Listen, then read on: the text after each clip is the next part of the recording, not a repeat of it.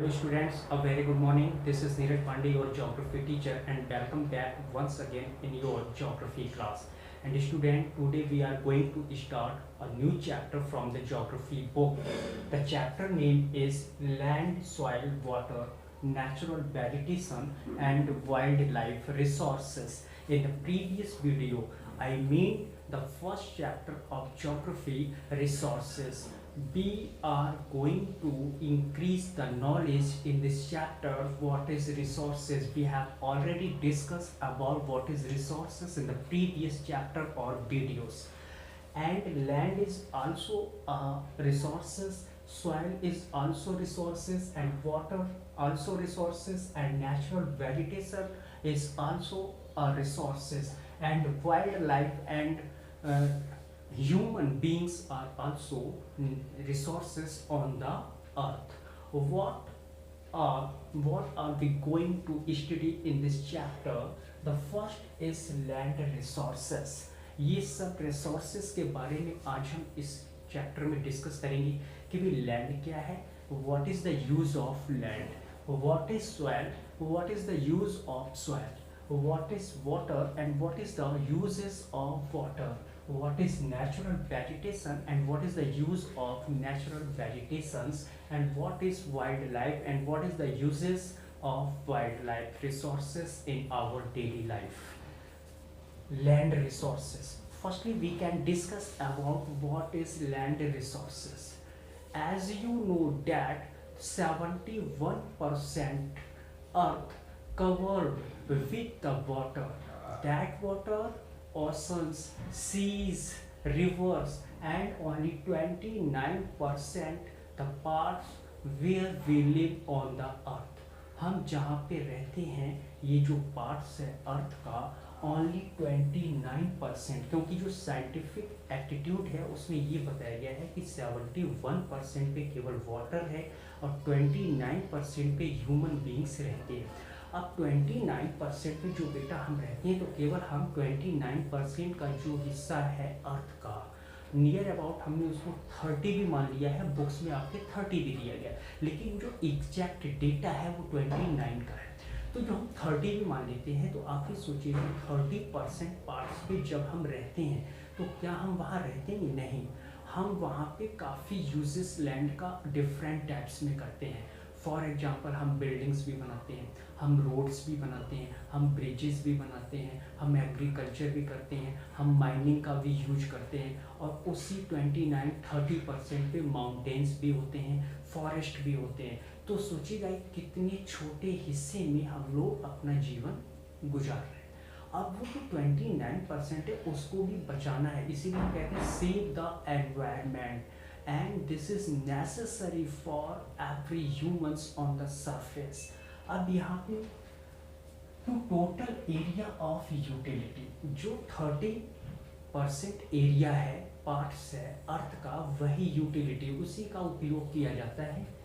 और surface, some parts is not available, इसमें भी 29% या 30% में कुछ पार्ट्स ऐसा है जो अवेलेबल नहीं है, यूज के लायक नहीं है. कैसे? जैसे मान लेते हैं कि हम रसिया को देखते हैं, तो रसिया क्या है? Russia is a world's largest country in area. Area में सबसे बड़ा, यानी ज्योग्राफिकल एरिया में सबसे बड़ी जो कंट्री है वो रूस है, लेकिन उसका भी अधिक से अधिक पार्ट यूज के लायक नहीं है.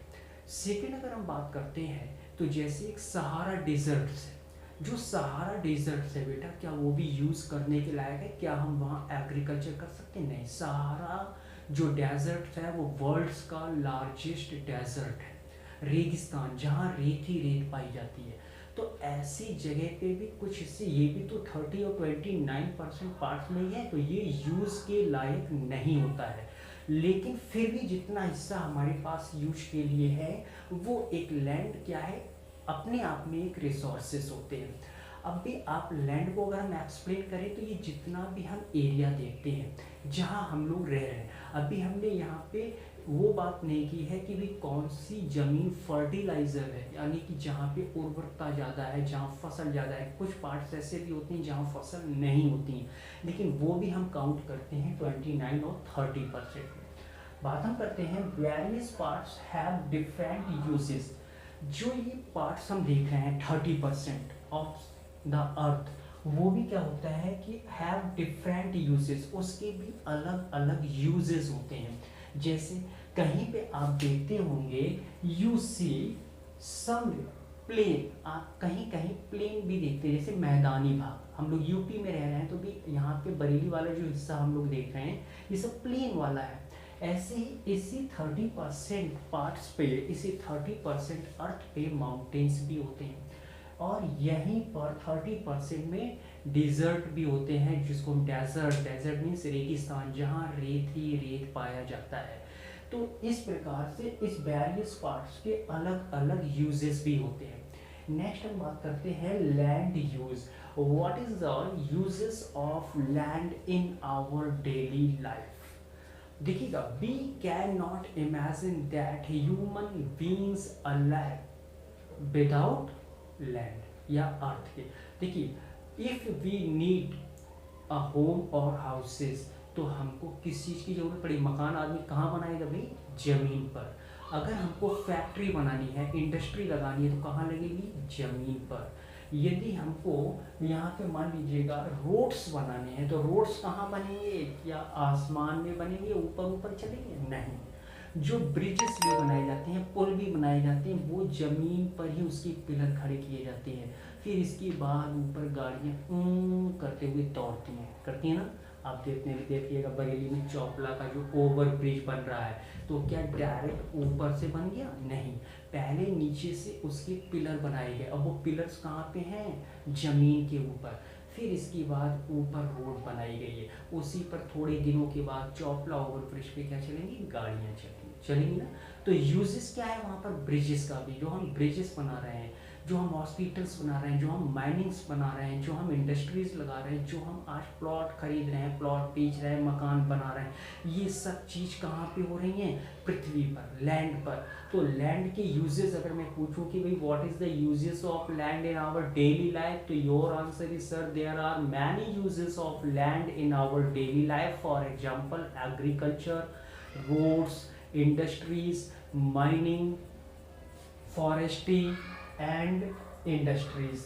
तो ये सब चीज़ें लैंड यूज किए। देखिएगा कितना सिंपल लग रहा होगा, चैप्टर का नाम देखिएगा कितना बड़ा है, land, soil, water, natural vegetation, wild life resources, कितना तो आ नहीं रहा था, तो मैंने वाइट बोर्ड पे इतना ही लिख दिया। अब आप सोचेंगे इतना बड़ा नेम है चैप्टर्स का, तो कितना डिफिकल्ट होगा, लेकिन इस वीडियो से आपको लग रहा होगा कि हाँ ये सब रिसोर्सेज जो हम पढ़ रहे हैं कितने ईजी हैं।